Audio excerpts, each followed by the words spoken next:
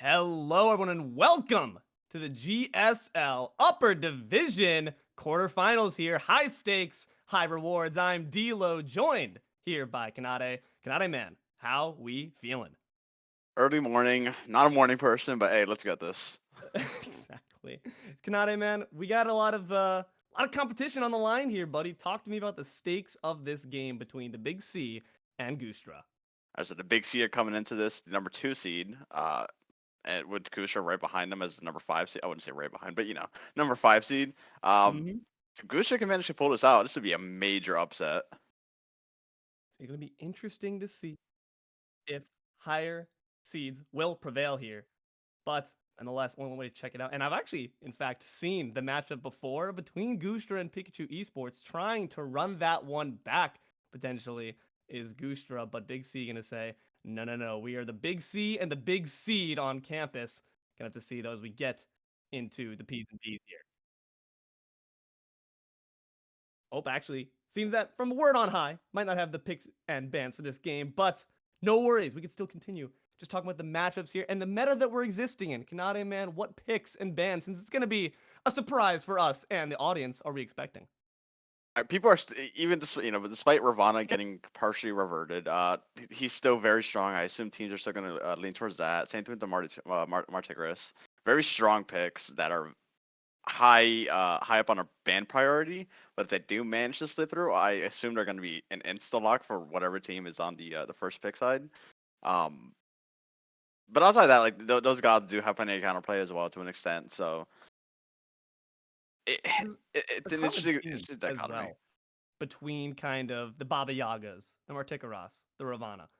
It's that they output high damage, but they also don't really lose safety as an expense of that. You have the up down from the Ravana, you have the Yep. self banish from the Marty.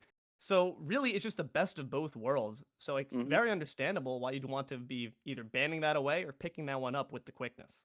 And they're such like pivotal pickups, and they're very hard to play around as well. You don't want to give a Baba Yaga, like you said, like you were saying. It's really hard to go against in lane. She just does so much poke. She scales extremely hard. Items are really good for her right now. Like you were saying, she's super safe as well. I mean, every single one of these top picks brings safety and plenty of damage. And also, I will say, knowing a couple of the players here on each of the teams, I know that Gustra, being headed by Traumatized himself, going to be seeing some hopefully high octane solo action. Would certainly be nice to maybe see some good Wukong play, been certainly a dominant force, or maybe even the Yorm making an appearance. Who knows? But solo lane, it's always an interesting question of do we just decide to camp it out there, play Farmville for a bit, or do we make those early rotations? I think it depends on the player. There's a lot of people that do when if they go for the teleport, they like to upgrade it really early, like pre 10 minutes or so, just so they can have more an impact around the map. Because the early rotations are actually very impactful if they get them off successfully. Absolutely. And it also must be said, higher stakes as well, because the Smite Gem giveaway is going on. And at any moment, one of these players might get the notification that they win Oh my big, god! and they might go AFK at their keyboards and die at the Imagine, hands of their opposition. imagine if that happened. That'd be great. That would be really fun. Actually, someone just like completely drops the keyboard. Everyone else is just like, what do we do here? I guess we pick up that easy kill. Some assault style gameplay potentially going to go on. But hey, man, extra gems in your pocket. Can't complain about that. But hopefully, each of these teams focused on the gems they stand to win. Here, as you can see here, first place, 8,000 gems per player. Hey, man, that's a few skins in your pocket. I'll certainly take that. Yeah, I mean that's basically free gems too if you think about it. You can't lose your eye on the prize here, but I'm sure the players are all aware of that. The stakes are high. Quarterfinals here to go up against Pikachu Esports. But that's all we have here for the not quite P's and B's, but the bracket discussion. We'll be right in with game one.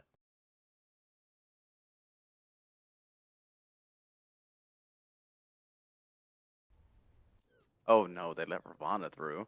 What is They this? did indeed. Hello and welcome, everyone. Just taking a look at the battlefield.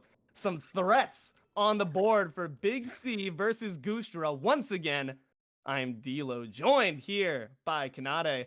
Kanade, man, let's just take a survey at the battlefield. We got 49 seconds to do it. What are your thoughts? From initial initial inspection, right? This draft from Goosedra, kind of insane. Admittedly, the Big C did get some notable picks as well. The Ganesha, the some poke out, the Ganesha, the Thor. They got some notable picks, but this Ravana getting through is really interesting that he was allowed to slide. On both extreme lanes here, the side lanes have some threats. Hachiman on IM4, traumatized with the Ramon. And I was talking about I'm expecting this captain to lead by example. So certainly going to have some eyes on this chiseled figure here. Going to be taken to the solo lane.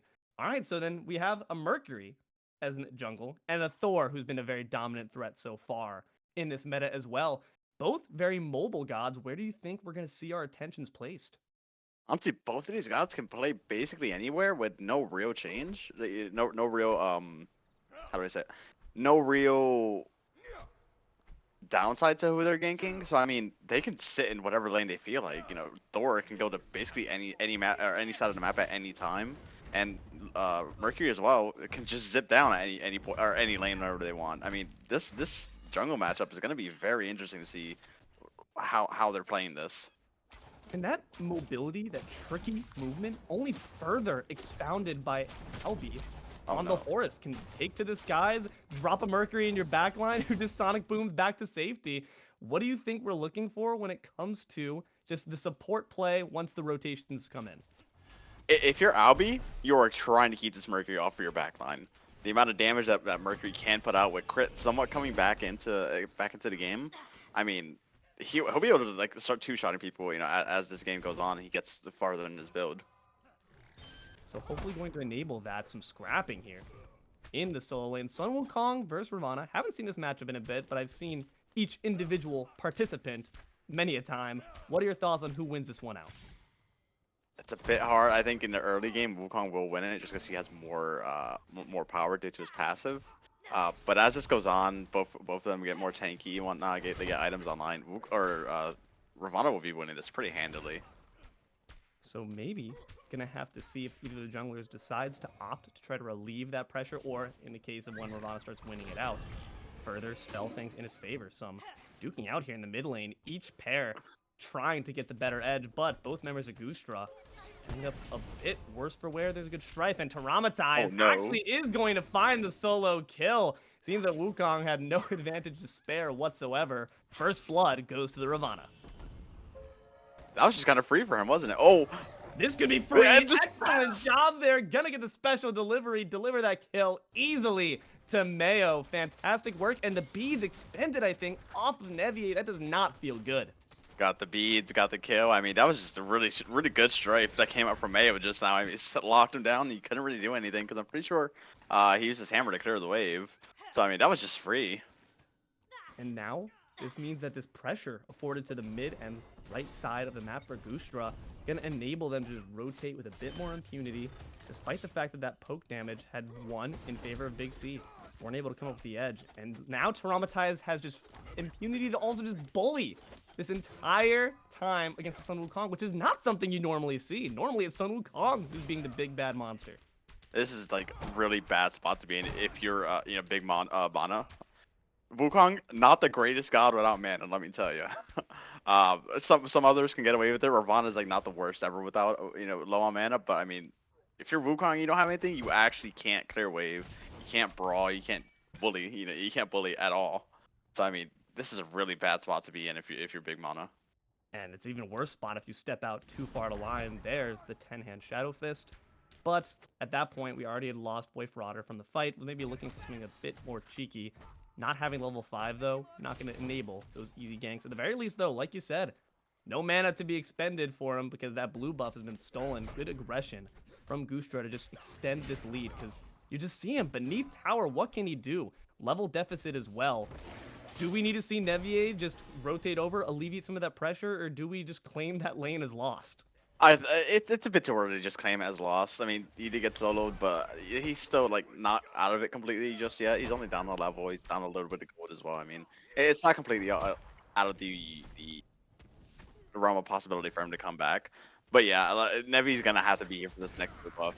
That's so important for Wukong.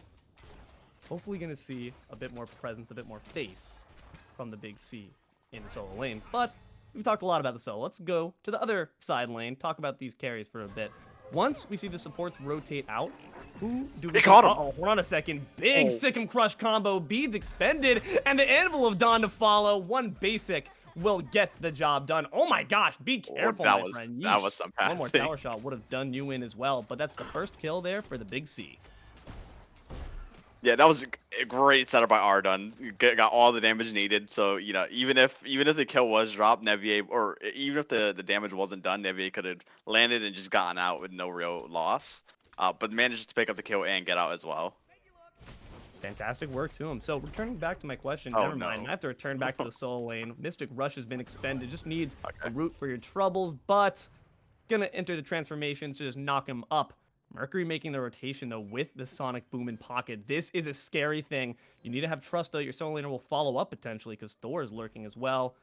Boy, Frauder, not quite confident in his ability to potentially take the 2v1, but maybe a 1v1 is a lot easier. Gonna opt to just Sonic Boom into the tower, both with a very lacking health. Boy, Frauder gonna eat a couple tower shots for his trouble, and in the end, Nevier actually manages to get away.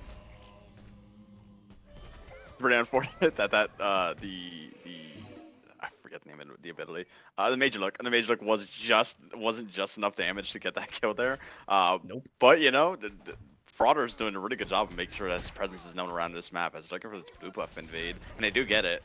This could be troublesome, though. Tiger Form going to be expended there. Not going to find the stun. Save the special delivery to ensure he had the safety. Blue buff once again being dropped here on the side of Goosedra. Not what you want to see. Big C trying to see if Nevier can get some pressure back in his favor with this jungle invade. You see a lot of focus right now from the Goosedra onto this solo side of the map. I mean, Really? getting your Ravana ahead is a win condition in and of itself. But let's see if we can maybe support some pressure Oh, in the mid lane. no. Solid wall, can't go anywhere. Berserker's Barrage, and Ardun picks up the kill for it. Fantastic pressure here being afforded into the mid lane, where the solo lane is maybe lacking a bit. Big C is making it big here on the disco. Really good wall. I gotta say, that was perfectly placed. Couldn't really path anyway, or any side. And Albie with a perfect follow up as well with silence. Couldn't play. Just a perfect gank all around. That's just a bit of unawareness coming out from Mayo. I mean, I don't think he had a ward there at all, so I had no idea it was coming. And when these two junglers have so much mobility, you might want to spend some of that pocket money. Grab yourself some vision, buddy. Don't be cheap now. But Yeah, let's talk about the fact that we've seen a lot of action here. Mid lane, solo lane.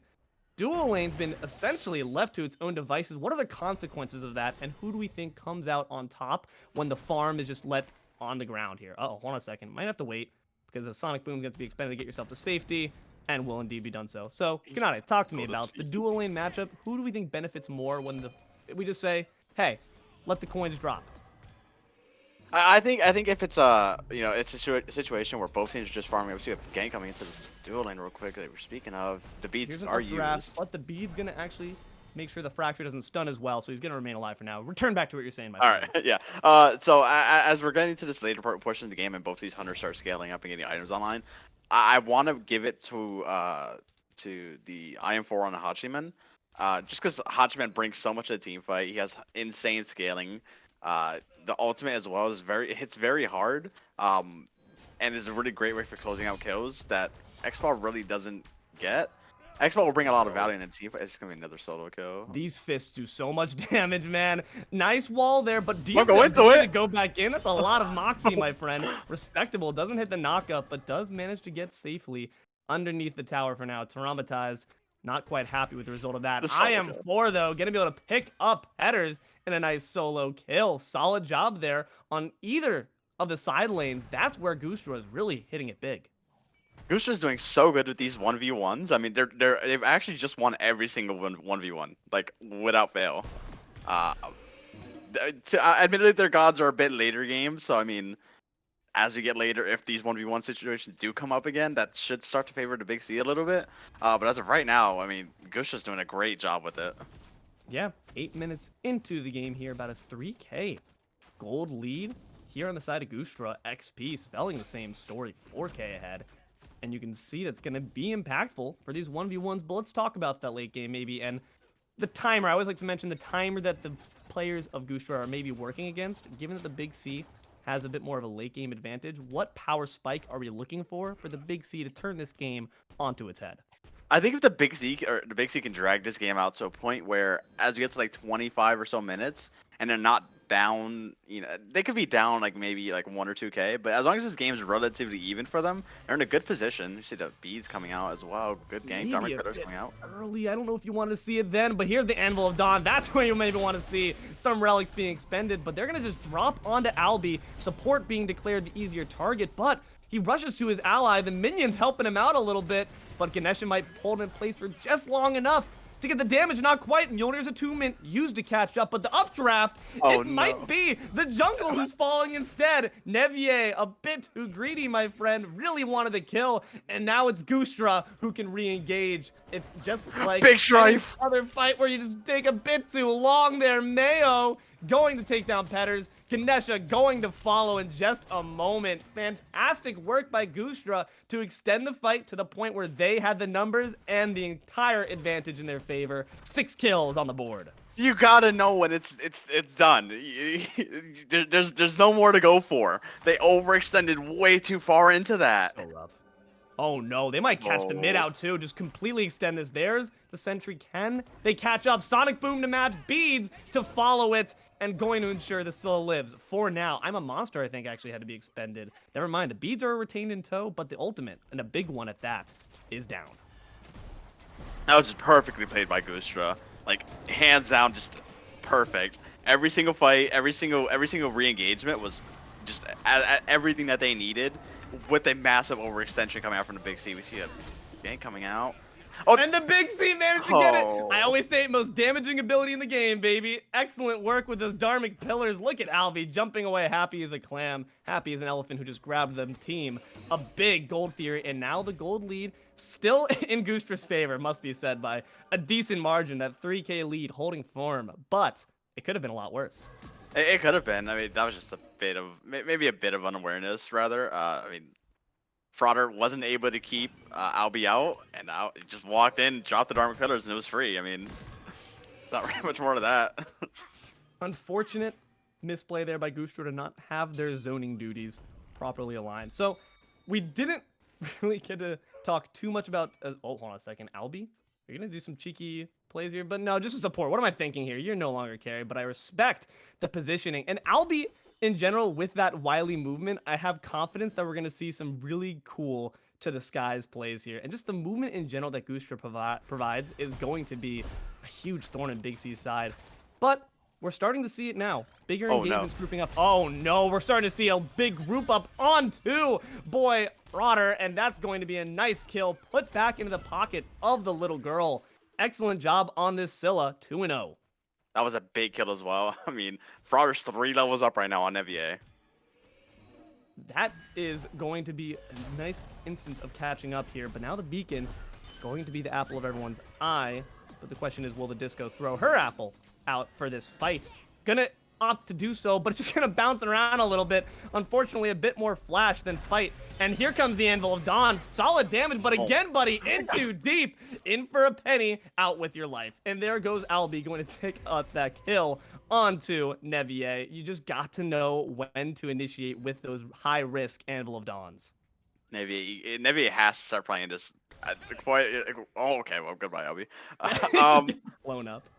I was about to say Nevier has to start playing this better just overall, but then I saw, I just watched Albie get deleted in the second, so I mean, but yeah, I mean, Thor, you're on Thor, you're a very mobile pick, you do a lot of damage, but that doesn't mean you can just go into, 2 people and just, expect to get away. You use your beads there again, you died in the, after using the ultimate, but no follow-up from your team. I mean, that's just really unfortunate. Boy, Frauder needs to stop getting caught out like this in between the Dharmic Pillars, but the rest of Big C deciding to not follow up after that, I mean, it seems like a bit of a wasted opportunity. Could have been a kill there, but to be fair to Mercury with a Sonic Boom in pocket, maybe they just knew he had the ultimate up. No sense in chasing it.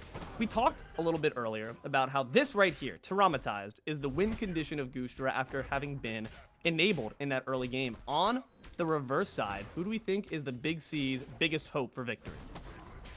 I have to say it's Arden at this point. I mean, he's the only one on your team with the lead, with anything resembling a sizable lead. Everybody else is down at this point right now, 2 to 3 levels.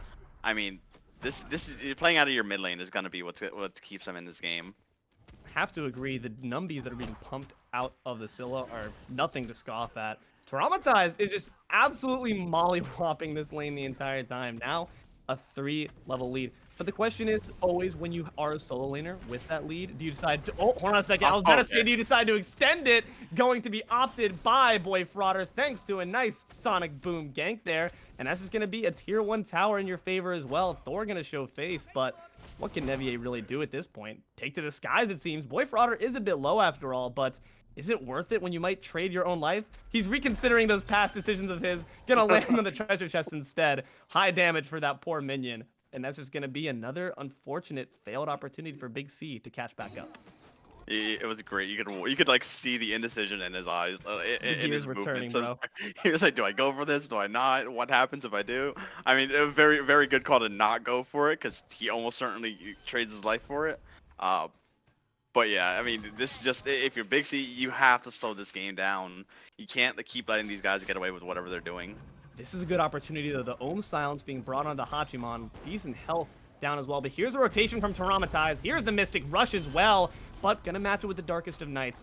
The damage that the Crush is doing, this is not that good. If Taramatize can just eat all of that 1v4 and still with a solid amount of health to his name. Diving in deep, here goes the Mercury. Boy Frauder gonna take a chunk for it, but the members of the Big C are looking a bit worse for wear in general. Albi knocking up one. Ardun has been the apple of their eye, going to try to find the kill, but does have the sentry to manage to get away. It's a lot of pressure afforded by Goosedra. If they can keep their team fights up like that, this is looking to be an easy game 1. More importantly, look at the relics right now. It is a graveyard on the side of Big C. Everybody's relics are down.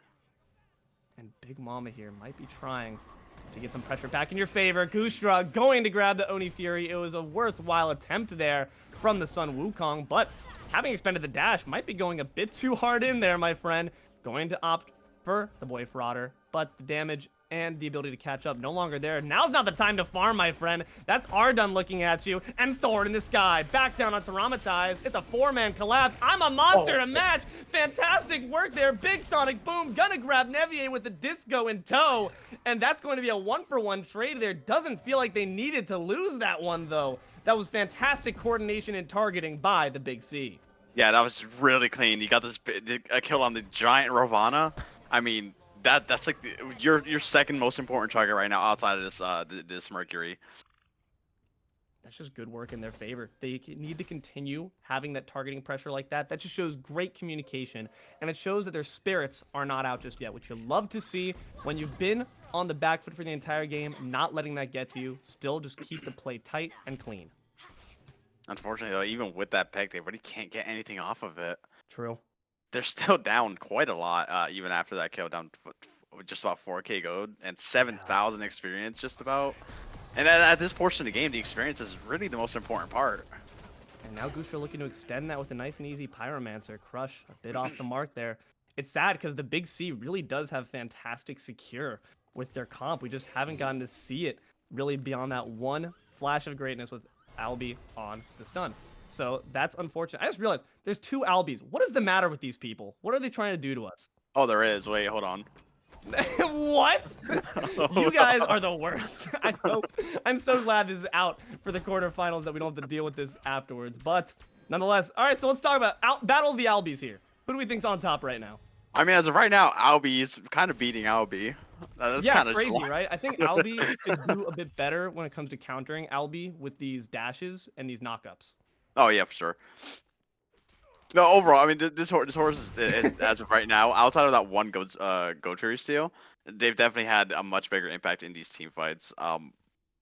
It doesn't look like the Ganesh has really been able to peel all that well, or keep his backline alive as much. Mostly Nevier has kind of died on cooldown at this point. Gonna have to see if the story might get changed here this time. Albi gonna eat the Sonic Boom there.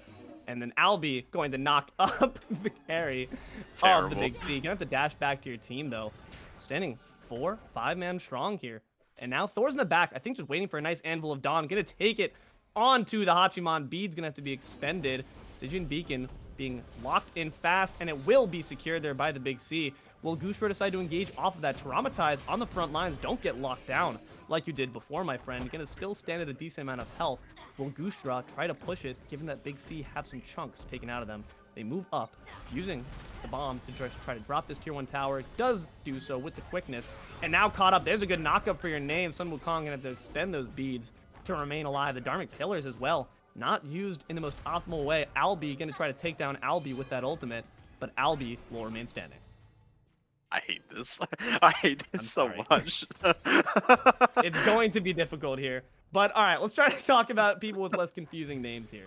Just as far as performance goes here, we talked about the fact that Traumatize is going to be a huge factor.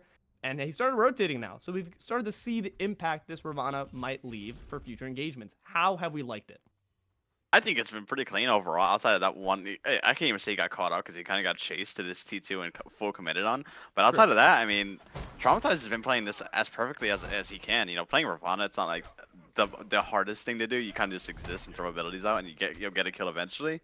But but his rotations so far have been really impactful, and you know, you've seen it on the objectives, notably in that Gold Fury pool that they did earlier. I mean, he's definitely making his impact known around the map.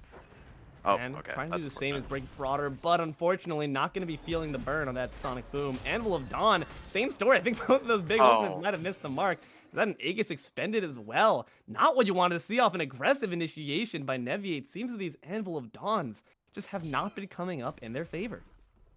And Nevi is struggling to have to get anything going in this game. To be fair, Thor's a very hit or miss kind of god. You either like land everything or you land nothing. There's not real much of an in between.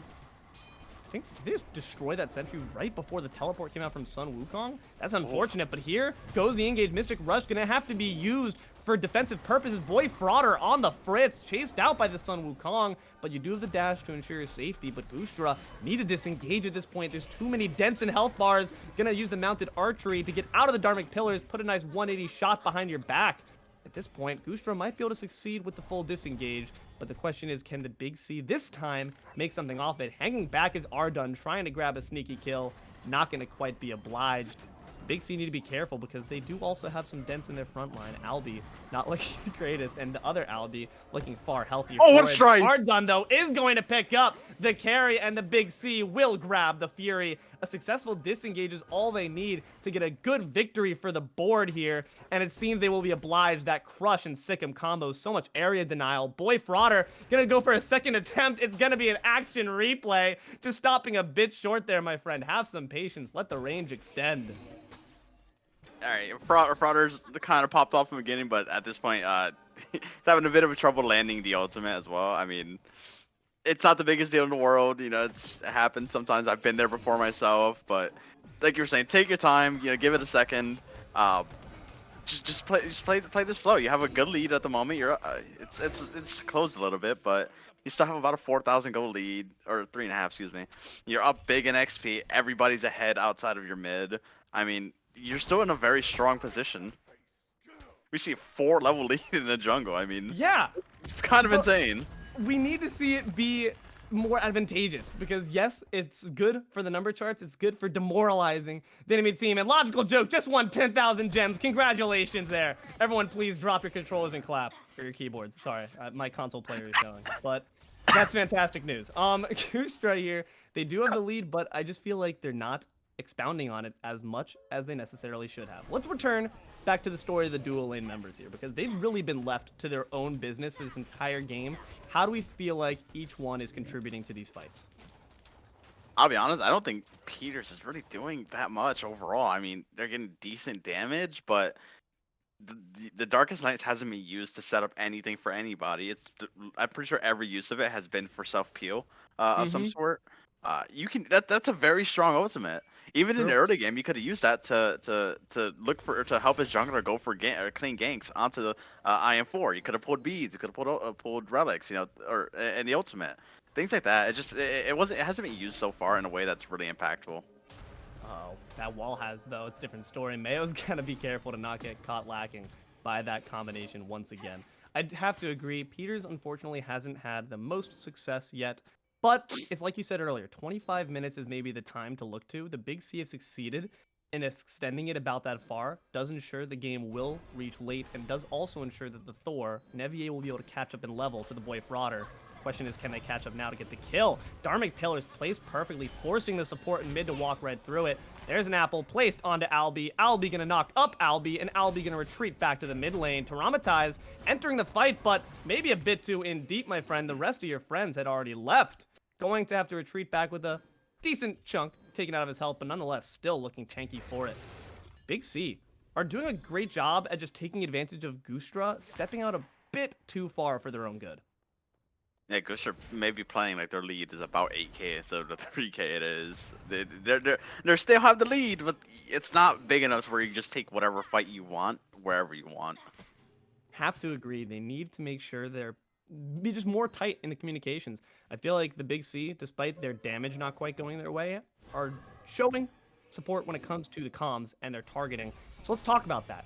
Goosedra, as the Stygian Beacon comes up, who should they have their eyes on first to bring down?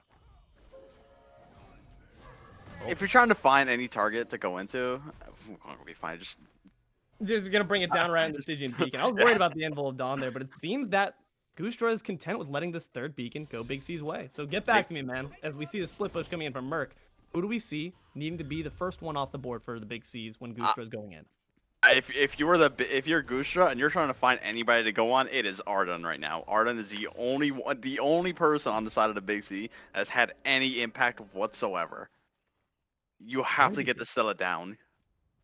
They do need to take her out, but it's difficult. She's been playing so well when it comes to the safety provided. I mean, that's why you got 0 deaths on the board. Yeah. Your positioning's been on point, and I don't think Goosedra can quite say the same. Maybe you need to take a leaf out of Arden's book in this case. With the Fury back up, you have some solid objectives to fight over. I'm curious to see, as the Titans charge up to march down the left lane, how this interaction will go down. Do we decide to focus our attention on the Titan? Do we use the battle in the left lane as a distraction for the Fury?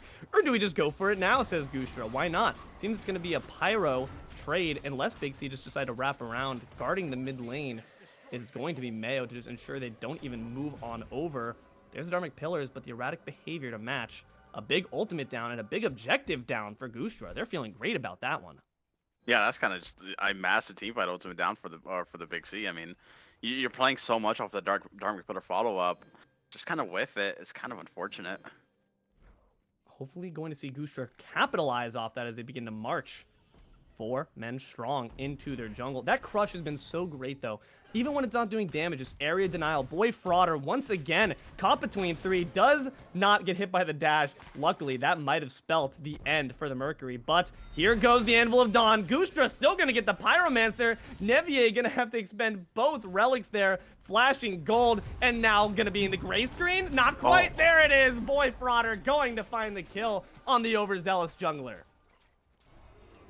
I don't know why Peters isn't using this ultimate to help his Thor go in. I don't know if there's miscommunication or Nevier just isn't saying when he's in the air. But that's the whole reason you're drafting this Thor with this X-Ball. It makes the ganks, it makes the ultimate so much easier for him to go in. Hopefully going to see a synergy come online, because you're right. That is a very deadly combination. And you're unfortunately just not seeing it expended at the right time. Is it the positioning of Peters? Is it just the fact that he's always using it defensively? I'm not sure, but I'm hoping that the Big C can find a way to tighten up that communication and ensure they get some nice cohesive kills. We see them going towards a Fire Giant right now. This is going to be a free Fire Giant. I mean, you'll lose a tier 2, but what's that matter when you at this point in the game? Fire Giant, you're up such a big amount of gold at this point, 3,000 or 4,000 gold. I mean, you don't, yeah, the Goosedra's in such a commanding position right now. And you have the TP as well. 4k gold ahead. It's still, I will say, not untenable as far as the leads go. It might feel like it, though, because it's just been their way the entire time. You had that one solid team fight for your name. And the Big C, unfortunately, looking a little bit like lowercase c's at this point. They need to capitalize on some of the times where Goosedra is stepping out of line. It's just, you haven't seen it. We've seen some unfortunate ultimate throws and unfortunate ultimate lack of synergy. Hopefully they can pick up on it. You know, they're definitely not out of this game. That's an unfortunate miss coming out there from Big Mana. We just can't see that. But there's the good wall, and the double tap just not doing that much damage there. I think he might have only hit the Yeah, backside of the he Mjolnir just hit the Zatoon, but backside. either Yeah. way. Yeah, Boy Frauder feeling just gonna brush that one off his shoulder. But hopefully gonna see some good ultimate hits from the Mercury as well. It just seems like there's a bit of spaghetti on the floor from both teams. We just need to tighten up some ability hits, and we need to tighten up our communications as to who we're all going on first. I will say though, Frauder's missed a couple of ultimates as of late, but he still has 100 to 0 potential. He has the Deathbringer Yeah. on now. I mean, Oh anybody's just no. gonna die. Oh, nah, But he's the going to be beat. caught out lacking himself. Again, these junglers are just thinking themselves a bit too invincible. Can't 1v2. We're going to have to expend the beads as well. But he's still distracting in the mid lane as Goosedra steps up to this tier 2 left side. 4-man rotation. Here's the Darkest of Nights. Used at maybe not the best time. Anvil of Dawn is now going to be dropping onto Boy Frauder, but it's too late. The man had 20/20 vision at that point, and now he can go back in potentially with the Sonic Boom. This could be rough. Is he going to let it rip? Opts not to. Stays safe for now. Goosedra don't have the tier 2 tower on the left yet, so it's just kind of a stalemate, but a lot more ultimates off the side of the big C, and Goosedra need to do something to capitalize. Here's they go as they move. Oh, that's a into lot of left side. damage. Flush going to be expended, and as well as the beads and Aegis to match. Boy Frauder finally going to take off the Thor, having used the ultimate. Tier 2 will fall as well. It's got to be owed back to that just lack of synergy. That Darkest of Nights, Anvil of Dawn combo was a bit off the mark. They used it that time. They actually used it that time. They aimed to use it. That was their call. We're gonna use it here. But the ultimate, but Nevier did miss the ultimate from a great blink that came out from Frauder. Unfortunate to see there. It's just not working out for them, man. It's sad to see really because not. they have potential. They've shown it. They have the ability to team fight well, and now they might be doing so. Albion, Albi Violence. Petter is finally going to pick up a kill for yourself. Mystic Rush forced out there by Traumatized, who's caught within the crush. Solid damage. Here's the Sonic Boom, but you're 1v4, my friend. Be careful. The apple gonna miss by a hair's breadth. You gotta get that aim on lock, my friend. Brought back into the midst. Traumatized could be in trouble. Here's the slam from the Sun Wukong. Gonna pick up a kill, get revenge for that solo lane bullying Big Mama had to experience. And up next, IM4 is unfortunately gonna be dropped to the grayscale in just a moment. Just need one branching bolo to get the mark off. Petters coming in huge off of that one. Gonna grab the carry as well. Discordia has the potential to get at least one kill off here, but not of your own. Darkest of Nights, you're seeing nothing but black for another 50 seconds there, my friend. Excellent work by Big C. Deicide on their side, as well as the Oni Fury coming up next. That was a perfect defense. And that came out of Albi setting up that team fight well. Oh, he just died to go, oh no. Oh, That's tragic. That's so tragic. sad. Come on, guys. We're like talking you up. We're gassing you. Like you can't be tanking these objectives improperly. Big C going to lose one there, but at least there's no Fire Giant to be lost on the Sun Wukong. Still doesn't feel good though. It doesn't feel great. Up next. And now the gold lead is nearly non-existent for Goosedra. 11-11 reads the scoreboard, and the game stats read just about the same. Yeah, this game is dead even right now. And like I was saying before, that fight, I mean, perfect setup from Albi on the Ganesha, locked down Albi on the Horus, and just kind of killed him, and everything kind of snowballed from there. The amount of damage that they were able to put out is definitely there. They just have to get in situations. I really wish Frauder would have just continued to push up this mid lane instead of trying to rotate over. He got the big kill on Nevier, but then kind of just ulted in and died right after. I feel like we're never, from both of these junglers, seeing them ult in cohesion with the rest of their team. It's always some 1v4 anime hero action. I would like to see it be a bit more cohesive. Just go in when the chaos is thick. I don't know, though. When do we want to see Nevier, especially, I'm feeling like, lead the charge with this Anvil of Dawn? Should we see it as the initiation or to pick up kills on the sweep as we see everyone start to gather up for this Fire Giant? I personally like to see the Anvil Dawn used more as a cleanup, or if you see an opportunity, if somebody's kind of a bit lacking behind, and it's free, go for that. We see a big rotation coming in. Traumatized not going to be completely walled out by that, but Boy Frauder alongside him. It's a 2v5 unless we see the cavalry come in. Here they go, but here Nevier goes, going to try to find the Anvil of Dawn. Darkest of Night's been expended. It's a on the mark this time, but do you have the kill to match? Nevier going to pick up Mayo, but there's solid damage on the members of the Big C. They need to be careful here. Boy Frauder going to pick up Big Mama, but IM4 caught way down the lane is going to drop as well. It's a 2-for-1 trade. Big C's are turning it around. That fight definitely favors Big C. He lost her solo laner for what? The ADC and the mid laner? I mean, You could push up here. You could take this Fire Giant if you really want to. Boy Ferrata says, I can push up too. Gonna have to expend the Blink. Rising Jaguar to match it though. You had to have hoped for that to be down. And now who's caught back lacking? Taramata is going to up down the Crush, but there's still solid damage from the Scylla and the Thor.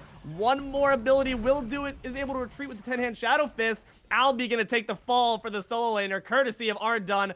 Oh, killed him! Gonna find the kill on a Boy Frauder. Can he get traumatized as well? Not quite, but gonna sentry aggressively for it. The Mystic Rush to match. This could be a duel of the ages. Ig is suspended, and the Mystic Rush as well doesn't feel confident in his abilities to continue the fight, maybe knowing that other members were lurking. Ardun is divine, gonna pick up the Ravana.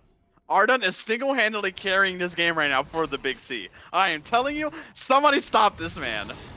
What do they do about it, though? They just never been able to put all attention on him. Is it a targeting failure, or is it just the fact that even when they try to target, the front line's doing too efficient of a job to get down to Scylla?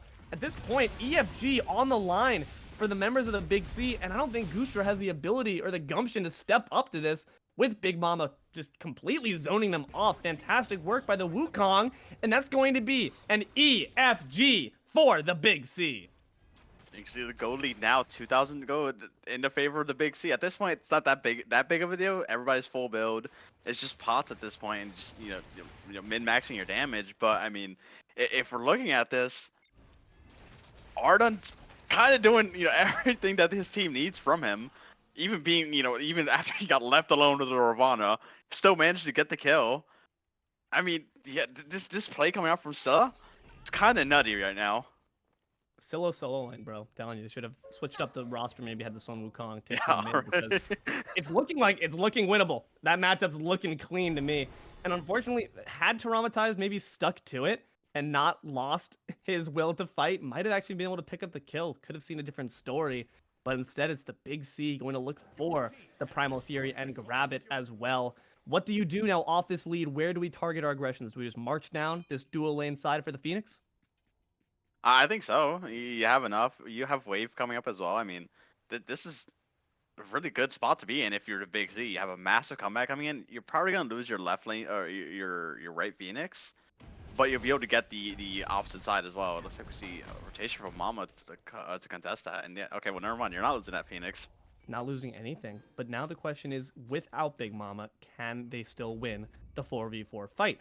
Going to be interesting to see if their synergy will be enough to do so. They're splitting up a little bit too. You have Thor and Syl in the mid, trying to pose a distraction, but that's Strife doing some solid damage there. Excellent work to Mayo, but the Fire Giant regen is going to come in clutch as well. Longest of Nights going to be expended here to try to put them in the dark for a little bit longer, but what can they do off that? Anvil of Dawn off the mark on Traumatized. The front line's looking a bit worse for wear. Nice Sonic Boom, Mystic Rush to match Traumatized, going to find one. Petter's picked up by IM4. What else can they grab? Big Mama not looking to be in a solid spot. Here comes the Ravana with the root. Speeds to match, but the magic is very unruly, going to disravel the life of Big Mama. Only one left in the midst of the team, but still looks like she'll be able to back with the safety, and that's their best hope. Ardun remains alive. The team's fire remains alive.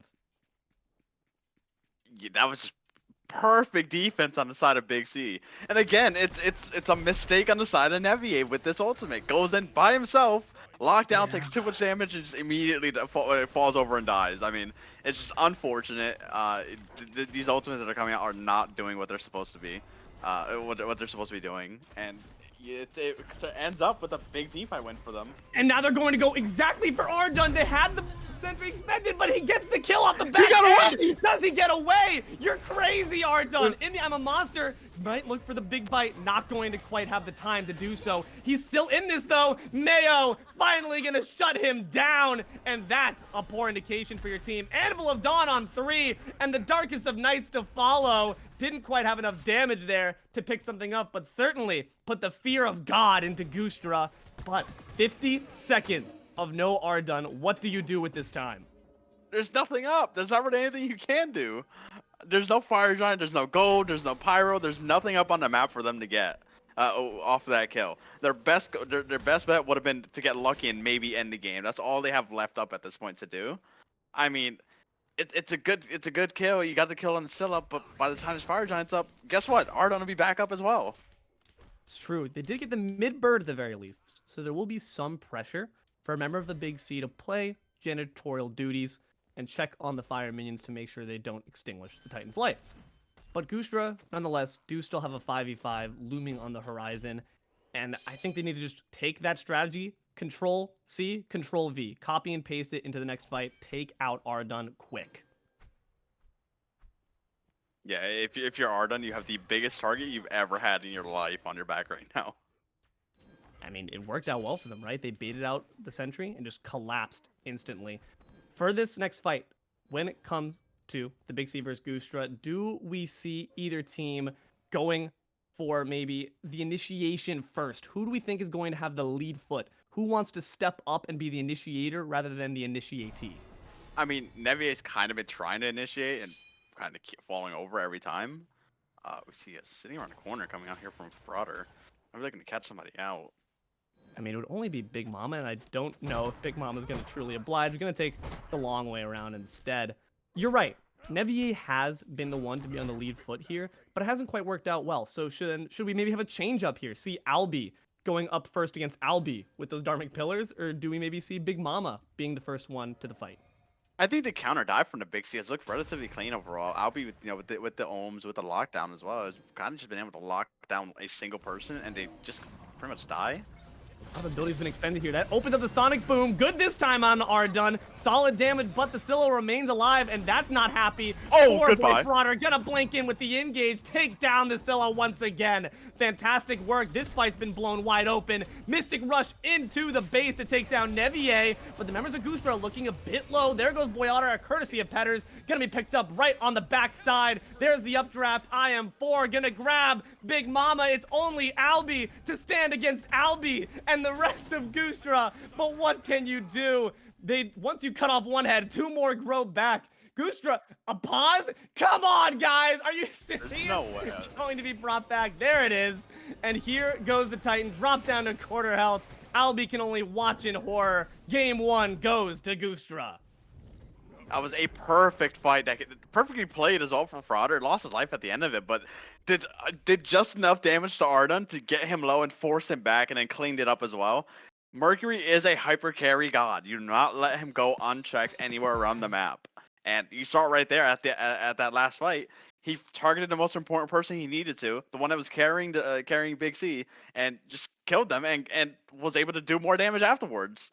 So I mean, that was just perfectly played by him. We said since like minute 10. You said since like minute 10. Ardun was the one to look at. And it's not that they didn't even try, I feel like, in the past. It's just they didn't have success. And a lot of that really can be owed to Boy Frauder with fantastic positioning, finally having the patience to let that Sonic Boom rip and not stop just short. So great credit there to the Mercury, who was able to put in work on that and take down the scary little girl. It's 49. I didn't even realize Mayo was doing that much damage.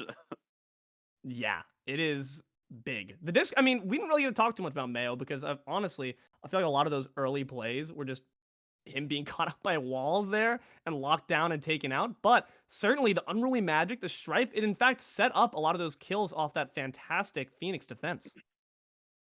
Yeah, the stripes that they were hitting, the ones I saw rather, were like every single one I think hit at least 2 people. Which, if you're trying to go for strife, that's exactly what you want to do. Really impactful abilities there coming out from the mid lane. Let's talk about the carries once more here. We said that Petters wasn't really contributing as much as we would have liked to see in the early game, as well as those early team fights. How do we feel like the X-Ball stepped up when it came to the late game engagements? I'll be honest, I don't think the XR really worked even in the late game. Like we said it before, but the ultimates that he was trying to pair with Nevier, and it just didn't work out the way that they were supposed to. And admittedly, that's mostly due to the early game as well. It's an early game centric duo. It's an early game or ultimate combination that you want to use more in the laning phase, so you can get clean ganks off and just kill somebody before they even have a time to react. But that just kind of never happened. They were always a beat too slow, or somebody was too fast with their ultimate. It was just really poor communication overall from those two. Or they were just, partying in the soul lane. We saw a lot of attention being focused there by both jungles into Big Mama and the battle between him and Traumatized. So Maybe going to see a change up there. Hopefully, some more tension focused to our dual lane if that is the key to the success. But that being said, that's all we have for you here. Game one. We'll be right back for game two of this set.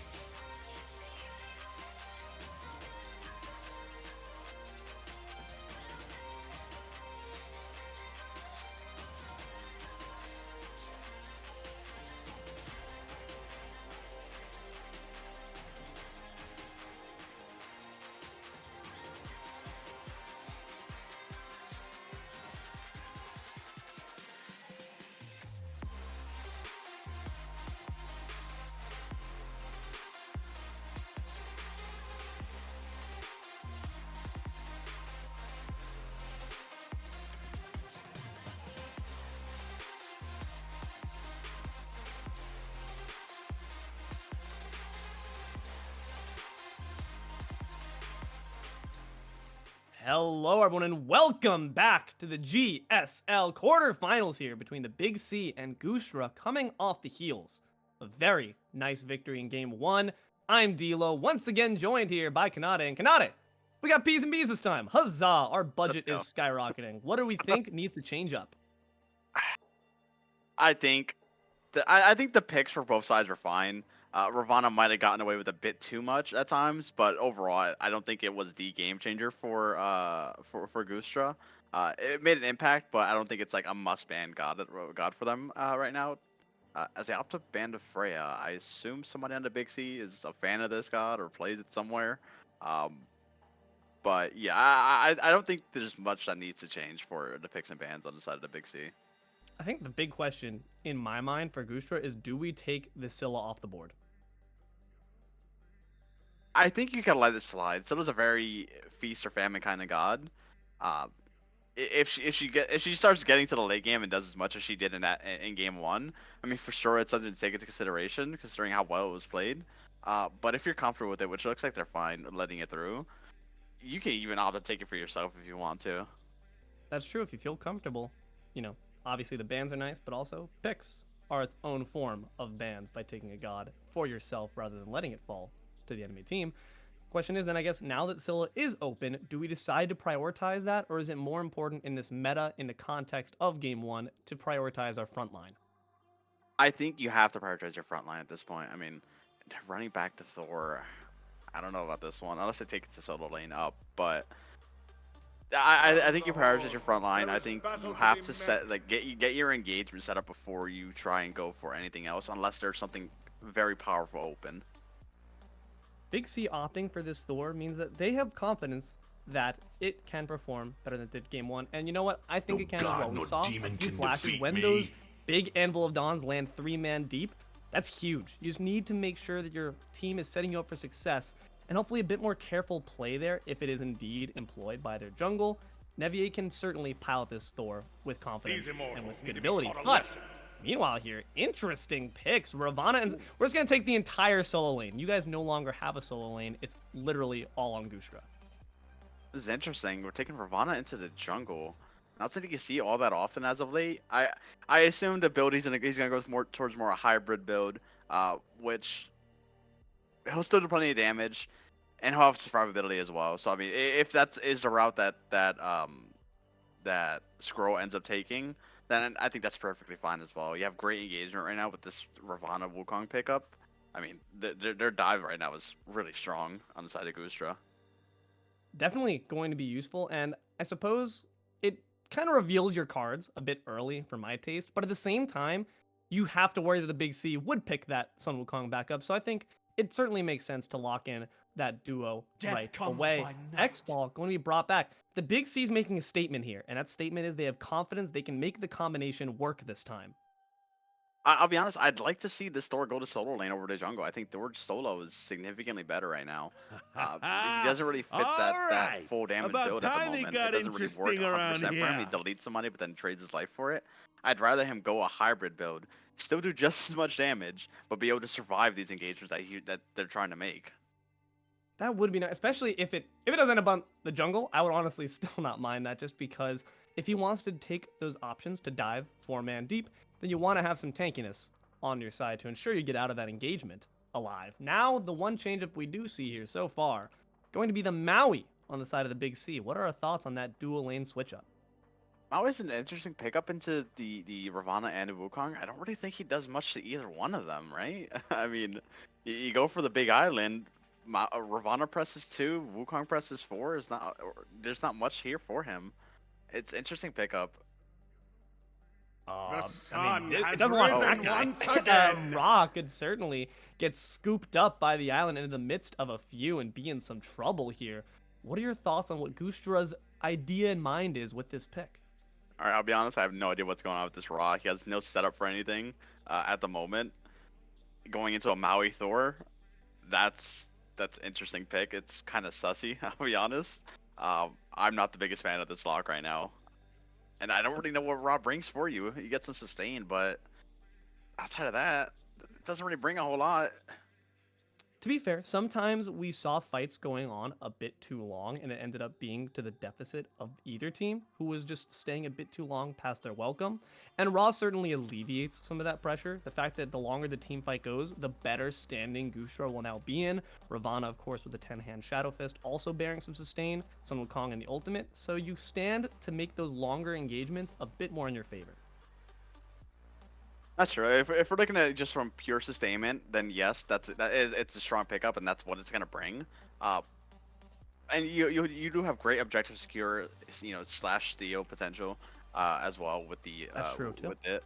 So I mean, Searing Pain's a strong ultimate, and it does a lot if it lands. But you need setup for it. It's a really hard ultimate to just kind of throw out and land. Talking steal potential as well, I mean, one of the premier plays that the Big C took to prevent Goosedra from really starting to run away with things in the early game was that Dharmic Pillar's Fury steal. Now, he, of course, has potential, but not quite as much, so you're going to have to aim those landfalls carefully. On her, going to be the pickup here for Goosedra. Just pin them against the island, why don't you? This is interesting. On her brings a lot to the laning phase. It's very hard god to try and 1v1 to try and go up against. Uh, but he falls off very hard. He might be the single most ADC that falls off in the late game. He doesn't burn objectives as hard. He doesn't hit as hard in general late game. He has a strong ultimate, which does hit hard, but the rest of his kit doesn't really hit all that hard. I mean, want to talk hard hitters? Let's talk about the Earthshaker. Vulcan now being brought to the side of the Big C. As far as just in the context of this game and in general, what does Vulcan bring you? Secure, long range damage. A lot of it. Really low cooldowns as well that will be able to match the Raw. And I think he's arguably safer than the Raw. He has the backfire, which gets him a decent distance away from a fight if need be. He has the knock up as well to get people off of him. Oh, I like this Vulcan pickup. That is really scary. I mean, you don't have too many leaps on the side of Goosedra, but hey, who's their premier leaper? It's on her. That is really rough if you want to try to use your disperse to get out of a fight or to engage, and all of a sudden that becomes the Big C's engagement. So you need to make sure you're being careful when the Awilix is lurking. Okay, so this Najad is looking to be hovered, and this is why I expect to be the setup for the Raw, and it's going to be the Najad support if they do opt for that. But Najad is a very weird god at the moment. He either goes in and does everything, or goes in and just insta dies. Admittedly, there's not a whole lot of anti dive on the side of the Big C at the moment, but Naja's still gonna have trouble getting into this, getting in on his targets. Gonna have to see which Albi prevails in the saga of the Albis. I don't even care about the quarterfinals. It's all about Battle of the Albis and which one takes it to the top. But when it comes to a Naja pick, there's one thing I always say, and that's PEMDAS, Order of Operations.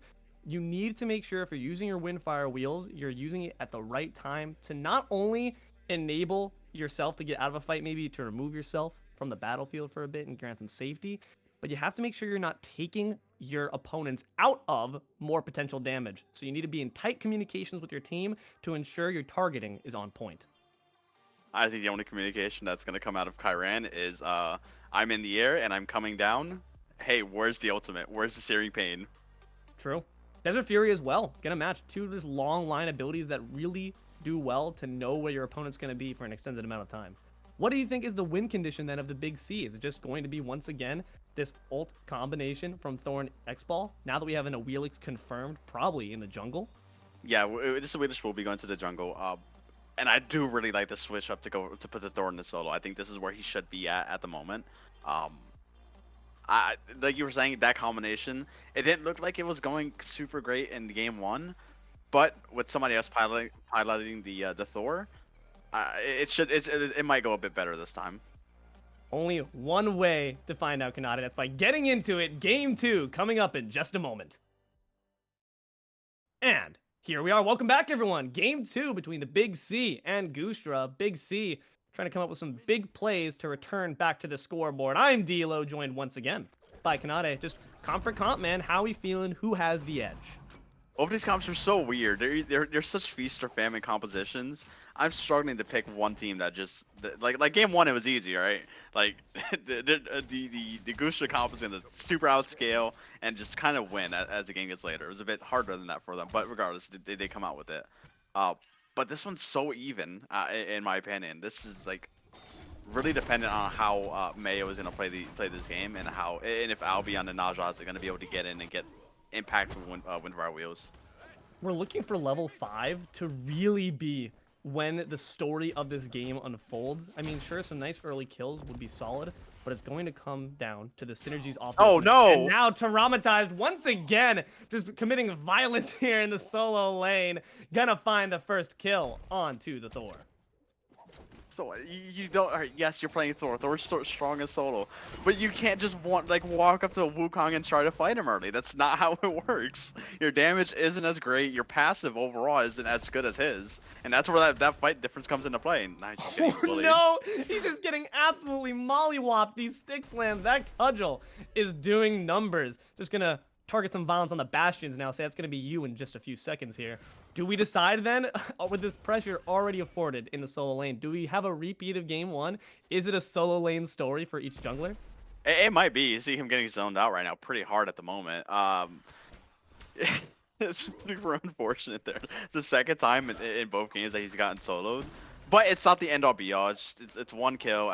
It's not that big of a deal. You give up what 500 gold. I mean, it's not the end of the world. They'll be able to scale up and get later in the game. But you really don't want to fight Astor up until you get your Glass Shield online. And hopefully going to oblige then and maybe just play things safe for a little bit longer until you have some more safety to your name. We talked about just lacking setup for right now, but you do have that 10-hand Shadow Fist. It's a minor root, can get you some damage on board here, but unfortunately not enough to have to retreat from the turret there. I mean, this mid lane matchup, we saw a lot of action happening prior. Do we anticipate it's going to be the same thing here with the immobile Ra and also the slightly immobile Vulcan? I think these are gonna play a lot slower overall.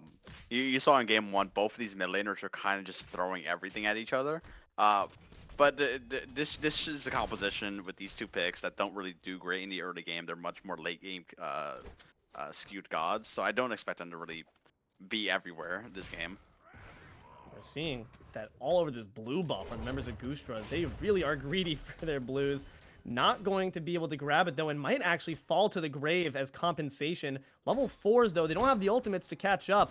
And here's the Blink Engage to try to get some pressure off Traumatized. Shape of a Falcon, not going to be good enough there. Big Mama, with the help of the mid laner, going to grab that kill. And now, boy, Frauder, no ultimate in your side either. Still all level 4s here. But here's a big level 5 to join the party. It's Ra. But do you have the peel necessary to save your teammate? Gonna try to flashbang them, maybe blind for a little bit longer, but Nevier can see fine enough to get the last basic necessary to pick up the jungler. 2 kills on the board for the Big C. The big overextension coming out from them here on trying to go for that blue buff. They didn't even get it. They didn't even get it. They just kind of fell over and died.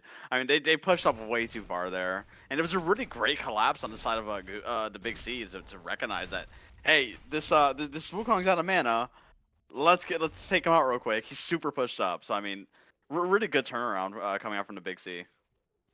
Yeah, Ardun giving a really quick rotation over, just putting the backfire on to give the last vestiges of damage necessary for Big Mama to grab the Mjolnir's attunement kill. Fantastic work, and that's going to hopefully alleviate some of this pressure in the solo lane, but maybe not. I don't know. Traumatize is really a force to be reckoned with off of any solo lane god that guy's playing. And now we're seeing some rotations here to the dual lane. They're pushed up. This could be troublesome for the Anhur. And now going to just impale him away, but brought into the landfall. Do they have the damage necessary? Bede's going to be matched. And here's the rotation from boy Frauder, but the root's off the mark. Rising Jaguar trying to look for this Anhur. I am 4. You can't escape the branching bolos, buddy. Petters is going to find the kill onto the Anhur. And now Petters needs to get on out. The up-down trying to catch him with the shockwave. Might have to settle for a support kill. Meanwhile, there's still fighting going on here back at the tower. Not going to be able to find that. Albie will be taken out. I think that was not an Albie for Albie trade. No, I am 4. The carry for the support. The Big C's come out on top for that one. Oh, we see a rotation coming in here. And they get it though. Oh, Searing Pain, a bit off the mark. Doesn't have the setup necessary quite yet. And Nevia going to be thanking his lucky stars that he didn't have to quite eat the raw beam. Yeah, it's like we said before. It's Searing Pain, not the ultimate you can really kind of just throw out and land for free. It takes some commitment to get it off. Yeah, unfortunately, not going to be quite on the mark there. I mean, both of these ultimates are massive team fight ultimates. You have the Earthshaker, which I'd say is honestly a bit easier land just because big circle beats big line. But hopefully going to see some really solid play here from Mayo. If you can keep safe and remember what was kind of his downfall in game 1, which was just a bit of out of positioning. I think they stand to have a really solid 5v5 team fight here. We talked a lot about the synergies and how that's been really important as we see Goosedra once again getting active in the opposition's jungle. Oh, this could be actually an engagement as we move to the solo lane. Let's see what ends up going down. Sun Wukong going to be no, into the tower. Drop back down, my friend. A bit overzealous. You didn't have the friends with you just yet. They were just on the threshold of the door to enter solo lane. And now he's on the threshold of the door to enter the afterlife. There goes Traumatized once again. It's this overextension that's coming out. You knew the Elitish was there. You still opted to go in. You gotta play this safer. All right, you're on Wukong. You're a very safe god. You do a lot of damage overall. That doesn't mean you can do whatever you want. Yeah, they need to be... This is what we saw also game one. Overextension was, I feel like, responsible for a lot of the mistakes each team was making. They need to be a bit more cohesive with their movements. They need to make sure they're not letting their hubris be their downfall. So let's return back to individual play here. We talked a lot about the synergies and how each of these comps overall, very tit for tat, very well matched. What do you think are maybe the players we're looking for as the rising star of each side to bring themselves the W? I think Peters is a very advantageous matchup for him right now. I mean, you saw it early. You see it right now. The amount of damage he's able to put out already. I mean, this is the one that the one lane that they have that should go really well for them. Not if a Naja is ganking you though. Could be in some troubles. Petter's gonna have to use that beads to ensure their safety. Bit of wasted time unfortunately there because of it. But hey, maybe if they revisit, it'll be a different story with that relic down. Yeah, no beads. It's a bit rough to try and go into, try and fight with. Bit rough to hit a landfall. Desert Fury to match, but Naja's going to take him to the skies, but you need the backup. And here it is, Searing Pain. Not going to be quite brought just yet. Harder to use when it comes to the Darkest of Nights, but going to try to light up the night as well with their own abilities. Here comes Mayo with the Searing Pain. Off the mark once again. Wheelix really just getting away with it once again. They need to try to make sure they have cohesive CC to get these ult combinations off. But 4-man rotation from the side of Goosedra, 3-man on the side of Big C. Overall, just a bit of a nothing burger. Yeah, it's a big commitment. Mayo giving up an entire wave just to go for that as well. I mean, it's a bit rough. you see like the amount of damage that they're putting out. Oh, what was that? Boy Frauder takes to the back with the Mystic Rush. Ring toss not going to be enough there to get any more off it. They need to retreat with what gold they have in pocket with what damage they've done. But Albi, not intentionally going to happen perchance. Just going to have to let this one go. With the scoreboard 8 minutes. Now reads 3-4 Big C's favor, but a gold lead, minorly, in the favor of Goosedra. Maybe see if we can reverse that a little bit. Big C's take to the sky, drop back down on those minions. Take that, buddy. But here goes the Shadow Clone. It was all a feint. Can you get the damage off to finish off the Thor? Not quite. Once again, just a solo lane standoff, just putting on some damage numbers for the board. Yeah, that's how this matchup should basically go. A whole lot of nothing going on. This solo lane so far has been a lot more active than I would expect it to be. But I mean, yeah, both these guys are playing this relatively well overall. It's just some overextension that's been happening in the early, but looks like they've kind of slowed it down a little bit. Just poking each other at this point. This might be. No, what am I talking about? This solo lane. You need some outside divine intervention for there to be a really great chance at another kill. We saw the early first blood, but I think at this point, it's going to be a lot more shock than awe. Oh, hold on, but here are the cavalry. Sash, Tiger Form, stunned down, rooted down, brought down. There goes Big Mama. Yeah, so you're not going to be killing each other, in 1v1s anymore, but you will kill them with 3v1's a better chance, yeah, I'd say. Yeah.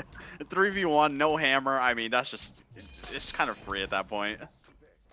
With a solid kill put back to even the kill board, and also to get some more gold into your favor. Alleviate some of that pressure. Traumatized continues to be on top in this matchup. But must be said, when it comes to the rotations, which we saw coming out relatively early in game one. Oh, hold on a second. This could be troublesome. Rotation in here from Albi. Rising Jaguar dispersed to match. Beads expended. Longest of Nights, Darkest of Nights. Going to try to take him out. Landfall to match. Not enough damage. Going to live by the grace of his beads. Never mind. Nevier around the back. Solid kill there. Windfire Wheel's going to thread the needle, unfortunately. Some fancy moves, but not quite what you wanted. And now caught in the midst of 3-4 members of the Big C. He's just bouncing around like a pinball. Gonna finally come to rest thanks to the hands of Nevier. He's a blink engage off the opposition jungler. Searing Pain not on the mark, but still going to find the kill onto Nevier. 2 members strong. Can they contest the 3 remaining of the Big C's? Solid damage being put onto Albi here. Gonna try to pull him off of his dual lane member. and does seem they're just going to have to leave this one to the wayside. It's a 1-for-2 trade here. The Big C is still feeling good about that. Yeah, you're not mad at if you're the big C at that. You lost your jungler, but I mean, you got the high impact target in this on her. You're keeping him down. You're not letting him get to this later portion of the game. I mean, outside traded his life for it, but I'd say that was worth. Yeah, we'll take that one. Certainly. Going to afford you maybe a bit more pressure to look at this Gold Fairy. Goosedra are actually the ones standing strong here, as if they didn't just lose their carry. They still do, to be fair, have 2,000 gold to their name up on the Big C, but going to secure some safe farm to ensure they can stay in this game. We talked about their game plan. It's, ult cohesion, knock-up cohesion for the Big C. Do we think they've executed well so far on that?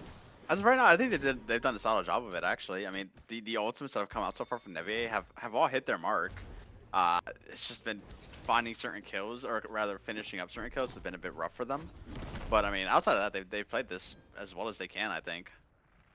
On the reverse side, we unfortunately, I don't think, have seen one Searing Pain being landed. I don't know, is that just credit to some unfortunate lack of cohesion on the Neja ults? We just need to see a bit more action coming in here from this aspect of the comp, because that's where you have to be expecting a lot of the damage from. Yeah, that's a big portion of their damage in their team fights as well. I mean, hitting these ultimate. Oh, unfortunately. Oh, he did get it. Anyway. Yeah, landing these Searing Pains off of this setup, the only real setup you have coming from this Naja, it's very predictable. So it's not like you're not gonna know when it's coming. But he's kind of just missed them. Yeah, the Stygian Beacon, just now they have the numbers to aggress on Albi, taking a lot of damage there from Albi. Earthshaker and Landfall, both going to be down, and now Big C's can start to lay their claim to this Stygian Beacon. Impale combination, not going to be doing quite too much damage. Would hope to see a bit more for IM4. The members of Goosedra just going to have to let this one go. Big C grabbed themselves the first Stygian Beacon. I'm pretty sure Goosedra gave up all 3 of the beacons in game 1 as well, if I remember correctly. I believe so. Beacons is it's a strong buff. Lots of you get a lot of structure damage out of it and a little bit of movement speed. But the gold is really the important part of it. And they do manage to get it. So I mean, they're still down a good bit, but that'll help alleviate a little bit of the pressure that they're under at the moment. It's funny because, like we said, I feel like the Big C's have been executing well on their game plan, but yet still standing at a decent deficit here. What do we think that's owed to? It's a jungle. You look at Frauder right now. I believe he's 4-1 at the moment. He's basically been unchecked, been allowed to do basically whatever they want. Gonna try to check down Albi though. Once again, the Albi on Albi violence. He's just surrounded by 4. It's an absolute swarming. Nevier gonna pick up that kill onto the Naja. Just, yes, it's good to be aggressive in the jungle, but maybe a bit too much for your own taste there, my friend. Unfortunate. You can't be in no man's land, all right? You gotta be careful where you're at. You're Naja. You have 0 mobility outside of your ultimate.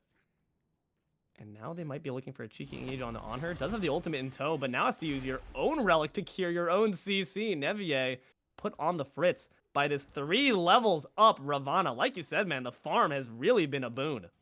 Ravana is massive right now. And it's not a god that you want ahead. No, certainly not. Hopefully, going to try to extend a little bit of this. Going to place some aggressive warding there to try to just ascertain a bit more dominance. And now Blink Engage onto the Vulcan. There's the Searing Pain when you needed Aegis a bit too late, my friend. The damage had already been done. Suku going to leap in, but what more do you have to do at this point? They can just afford to walk right in. Windfire wheels underneath the tier 1 tower. Ravana can tank for a while. Mystic Rush going to be right on afterwards. Fantastic cohesion with the ultimates. Gonna land you 2 kills, evening the board 7-7. That was a perfect fight right there from Goosedra. I mean, that was everything you needed to landed. And you got the Aegis out late. I mean, that's everything you wanted and more.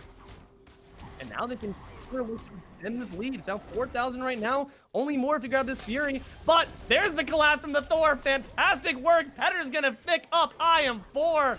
And the Fury, I don't even know who got the Fury, but they got a Searing Pain in their back, and it's not going to land. Petter's able to retreat with his life. The members of Goosedra looking a bit worse for wear. Albi needs to dodge these bolas to have any hopes of getting back to the fountain without being forcibly brought down. Going to survive for now, but Can the disengage be successful? Gonna have to use that beads alongside the Rising Jaguar to escape.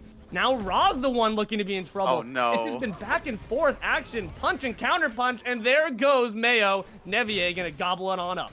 That might have been one of the single biggest Anvil of Dawns I've ever seen. That was a 3-man Anvil of Dawn, translated into 2 kills and a Gold Fury. That was a perfect rotation for Big Mana.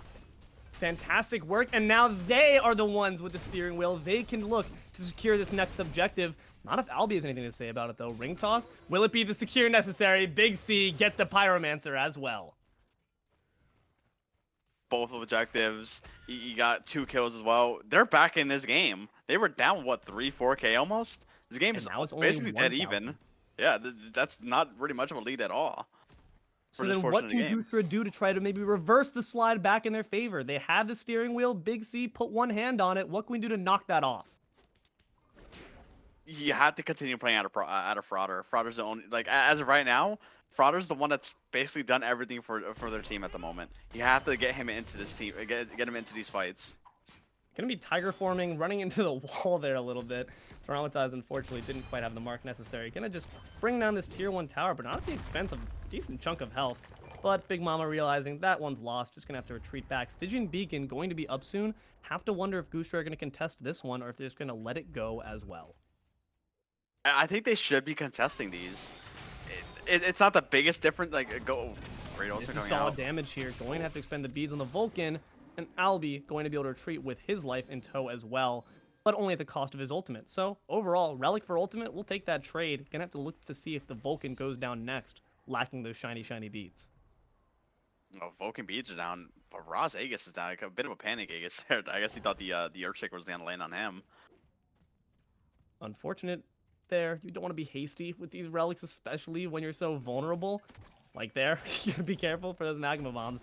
But you don't have the ultimate on Nevier. Hopefully, the members of Goosedra are really keeping tabs on when that combination is up and running, because that means that IM4 is enabled to leap for as long as he wants.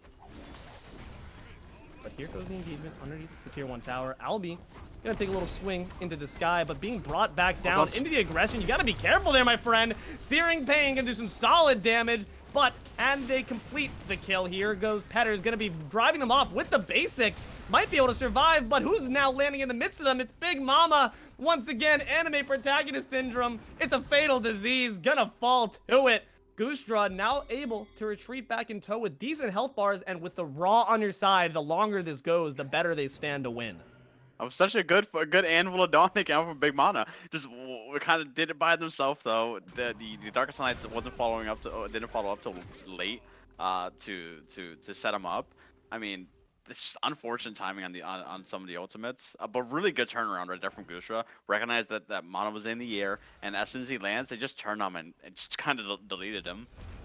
The beacon's back up now. Goosedra still with some dents and health bars, but standing to make a far better contestation of this objective. Beads down off the Wheelix, and also health down. My God, Searing Pain. You don't need setup if you can just hit those things raw. And that's exactly what they're looking to do. Albi gonna just drag him back in. Traumatized might be a bit out of position. And Mama's lurking to the left side. You have to put attention on the full health Thor, because otherwise he's gonna be chunking you. Now Big C have center stage here. It's just a complete battle for territory. The territory war so far, and now in the favor of the Big C. What can they do to just get some pressure back on top? Certainly on those cudgel slams.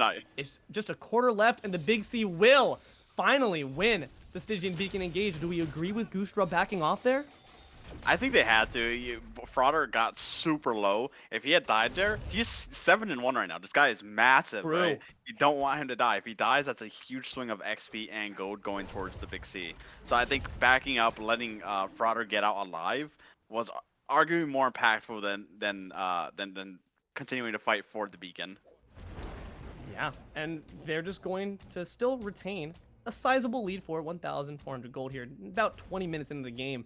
Certainly a lot closer than we were seeing game 1 at this point, where Goosedra had already started to kind of put their foot a bit firmer on the gas pedal. Nice impale stun going to force the beads out of Petters. The 1v1 here in the dual lane side between the carries. Oh, hold on a second, because this is a far more interesting fight. Earthshaker not going to quite meet boy Frauder. He stays alive for now. Oh, wow. Landfall gonna also be matched. A lot of big ultimates off the Big C's. But Goosedra, maybe wanting to lick their wounds to the contest this Pyro. What can they do about it? Ra has the ult, and the Pyro's going to be dropped. They're just a bit too afraid to line up for him, landing on him for a bit extra damage. But again, the longer this fight goes, the more Goosedra stands to win, thanks to that ability right there. Just going to heal him on up, but can't be healed if you're brought back in the midst of the big C. Ultimate expended on each side by the Wukong and the Awilix. Mystic Rush goodbye. as well. Nevia had no tools to escape that one. Solid kill by the boy Frauder. Now a 4v5, and Goosedra, once again with these heals, are in a far better position when it comes to this. Ra just throwing some beams out from the sidelines. Excellent work to keep them on their toes. Big C need to play this perfectly to ensure that they don't get their next tower siege down. But Here goes the blinking gauge, Windfire Wheels. Do you have the ultimate to follow it up? It's going to get some solid damage off, but we are going to have a first kill on the Vulcan instead. Taramatize grabs that. Boy Frauder on the back grabs Petters. Mayo sweeps it up with Albi. 4 members on Big C down. Only Big Mama can watch. I don't think that's an Anvil of Dawn I want to use. I don't even, that was such a clean fight from Goosedra. The engagement that came out from Albi on the Naja, perfect. Hit the perfect target as well. I mean, that was just as clean as I can get. With Anvil of Dawn coming out, There's the though. Anvil of Dawn we were looking for. Gonna drop on IM4, but he's now in the midst of 4. No, The he's body gone. blocks. You're feeling the Albi experience there, my friend. And the Fire Giant is next. No one can quite step up to this in just a moment. 20 minutes in, Goosedra secures the FG. Super well played play coming out from the Goosedra right now. It was a really good Anvil of Dawn. You got both actives out of IM4, but you weren't able to close it out, and you just kind of traded your life for it. I think you're better off just letting that Fire Giant go. It's a 20-minute Fire Giant. They're not CG Phoenixes with it. They're not doing anything crazy. They're just sweeping with it. I think you're fine giving that up. Again, man. Anime protagonist syndrome, bro. I'm telling you. That's the real pandemic going on at this point. But There's it's a respectable play. It was a respectable play. He something. had the idea. And honestly, in general, how are we feeling about just the Anvil of Dawns we're seeing in this game comparison to Game 1? I think overall they're significantly better than Game 1. The ones that I've seen so far have landed consistently. It's just going in by himself. That's the biggest problem. You're Anvil Dawning in by yourself. You're getting turned on, and there's not a whole lot you can do about it at that point. Both of these junglers just are really liking to make those big hero plays. I respect it, but at a certain point, you just got to be careful. Play conservative. Goosedra going to go for the conservative play here on the Primal Fury, but they need to make sure they're on zoning duty because there are members of Big C to contest should they decide to do so. You can't pull them out of the way of the beam. Come on, man. It's your own confirm. Primal Fury going to be grabbed there by Goosedra. Frauder almost got caught out a bit there. He was super pushed up by himself. Almost got taken out for it. Had to use the ultimate just to get out alive. But might be kill here on what are you Ardun doing caught here? out now by the Najah. Do the follow-up to match. They're waiting down beneath. Easy sweep up by Mayo. Gonna grab it. Still ultimate in pocket as well. Vulcan is down. I think the Mentas on the Big C are kind of in a rough spot right now. I mean, there's no reason for you to be up that far. There's nothing up. You know they were rotating back towards mid lane. They're clearing towers. Just really not a great positioning coming out right now from the Big C. Tier 2 tower in mid lane will fall. The mental game is an important one, and when you felt like just both games, you have a slight lead on you, even if you feel like you're executing your comp well, frustrating for sure. Traumatizing to the back line, but a fantastic pull from way deep. Gonna take out Big Frauder. Mystic Rush to match, and he's gonna win the 1v1 on Denevier. Traumatized Shadow Clone gonna walk all the way to the fountain. Mid Phoenix still up, and Petters doing damage. Traumatized, the real one, will fall. Mid Phoenix does go down in trade. It's overall a 1-for-1, but a bird feels pretty good to grab. Mayo, caught out by yourself, my friend. You might need some help there. They on her to assist and maybe grab the tower as well. But an Anvil of Dawn gonna meet him. Do you have the stun necessary to save your backline? There goes Big Mama having to retreat with the Mjolnir's attunement. Earthshaker to match, not gonna find much damage. Big C stand to lose a lot more than gain thanks to the raw heals and the FG buff. They need to be careful if they decide to step up. But here goes the Sash to do just that, my friend. Here's the also Thorwald match, and there's the rocks. They don't have the abilities and damage necessary to save Albi. Big Mama will take that one kill, and Piet Noli's will grab 10,000 gems for yourself. Congratulations there, my friend. Unfortunately, can't say the same if you're Goosedra, having lost a member there a bit unnecessarily. Boy Frauder trying to take it 1v4 there, my friend. You might need some backup. It's going to come in the form of the Ra, not going to quite bring down Albie just yet. Nice blink to just dodge that ability, but what's it all for? More flash than damage. You need some more on the Petters to bring him down. No. Petters gonna do that instead. Shut down on a boy Frauder. The fight continues here. Albie and Petters are both very low. They need to make sure they're being careful here as the Stygian Beacon opens up for Big Mama alone to take out. Bede's gonna have to be expended as the Tiger form takes out the Thor for just a moment too long to feel safe. Earthshaker to match what that thing's doing. Laughable damage. We'll eat that. That meatball, yum. An appetizer. Give me more, please. Stygian Beacon might be finally going the way of Goosedra. Such a perplexing fight. I mean, neither team really had a clear advantage up until the end there, where Big C was able to clean up. Albie and then Frauder got caught out trying to make hero plays that really weren't needed. I mean, it's really good turnaround from the Big C, and those are the kind of plays that they need to get them back in this game. They're down 8,000 gold at this point. You have to play on the defense. You have to play the reactive style. And and like you said before, though, they don't have a bad comp for it. You know, once you dive in too deep, you're blinded. It's trouble. You saw it in the mid lane. You know, Albie hit a massive island, pulled up 2 people, and that's what led to Traumatize getting taken out by Petters. And also, just like you said too, they gotta stop overstepping. Goosedra's been doing it since early game, since sub 5 minutes. You need to know when to take your golden goal. You got the mid lane Phoenix. Just walk away happy with that. But unfortunately, just, you know, pride cometh before the fall, and the fall comes in the form of 2 deaths on their side. It came from really weird pathing. You saw both the Miller and the ADC path through the tower and get hit with the Anvil of Dawn right after. And we see the ultimate being expended there on Nevier. Have to imagine that Raw uses the beads as well. No, not quite even. But they're going to look for the kill onto the Wheelix, who's now pushed way too far up for her own good. Excellent attention there and targeting from the members of Goosedra to just eliminate the jungler for 50 more seconds. You down your jungler. That's her big ultimate right there. Big damage as well. That's down at the moment. And Titan as well. Titans are going to push up, and they're going to push up with it. They stand to get a lot here. Tier 2 tower first, potentially Phoenix afterward. And with FG up, you could also even use it as a distraction just to enable yourself to get an uncontested Fire Giant Siege. But here around the back, Boy Frauder, fantastic whip around to grab that Shadow Fist. Not going to quite net a kill off it, but hey, put some fear in their hearts that he might wrap around the back. Wow, that Magma Bomb, now it's doing damage. Gonna be able to escape the Earthshaker by the tip of his toes. Fantastic work there by Ardun to put some damage back onto the board for himself. Titan being on the front lines here, going to try to take some whacks at the solo lane Phoenix, but Pyromancer and FG going to be engaged here by Goosedra in the meantime. That could have been catastrophic if Frauder had gotten taken out there.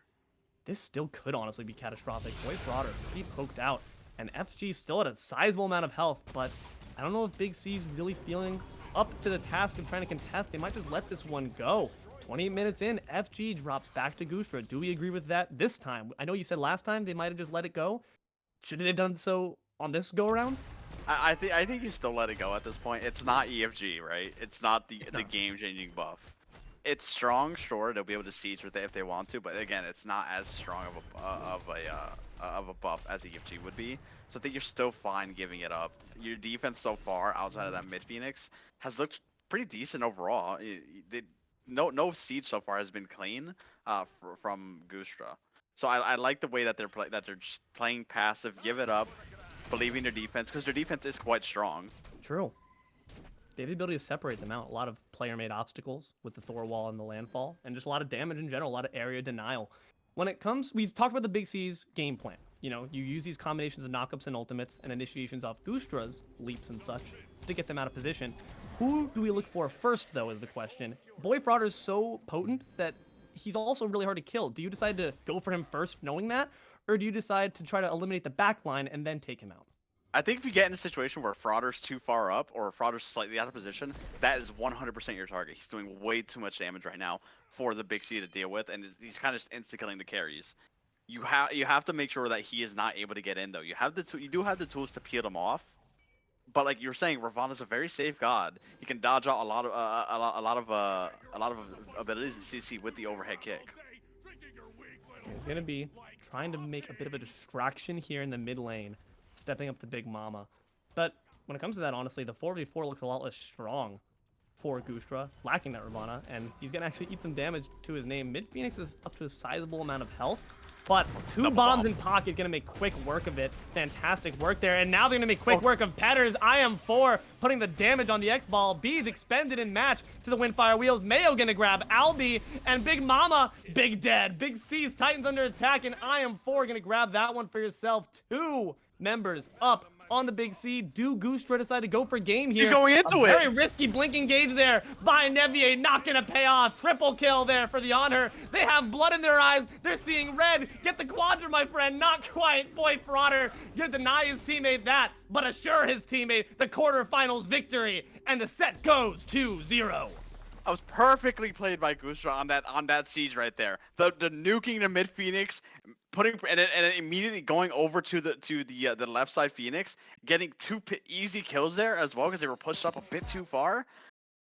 Yeah, Big C kind of just had no chance there at that point. That was fantastic play. I mean, the allocation of the bombs in the pocket of the player who's doing the most allowed for that game plan. You have to imagine they might have even been planning it. Say, okay, you split off Rod, we know you can take this Phoenix down easily. Just get one step inside, put down those bombs, easy work. Now rotate over and just cause havoc. And the game plan worked to beautiful fruition. Look at the amount of damage that Boy Frauder did. 25k, Insane. top of the lobby. I mean, Ravana, he went full damage as well. It's not a build you typically see for Ravana anymore.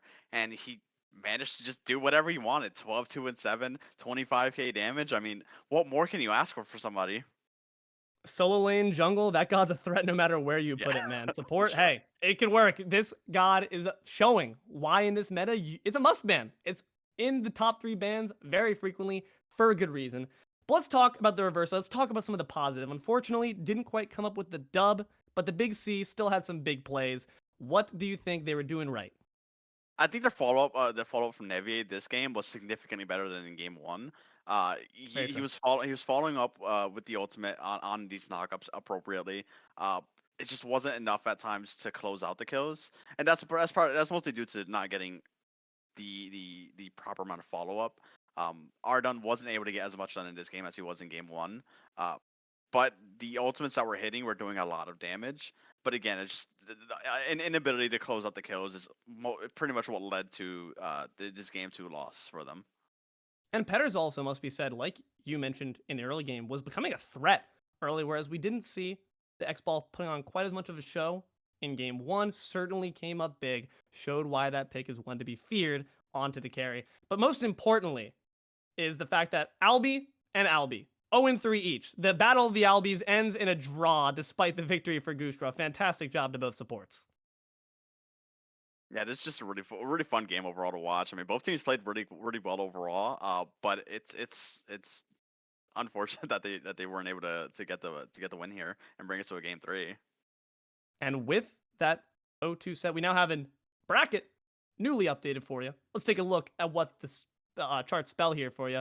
Pikachu Esports versus Goosedra, a matchup that I've actually seen before and casted for before. Looking forward to seeing what each team has learned from their prior engagements with each other. And the winner of that will, of course, be advancing to the finals. So going to be certainly hot topic to watch. Keep your eyes out for that.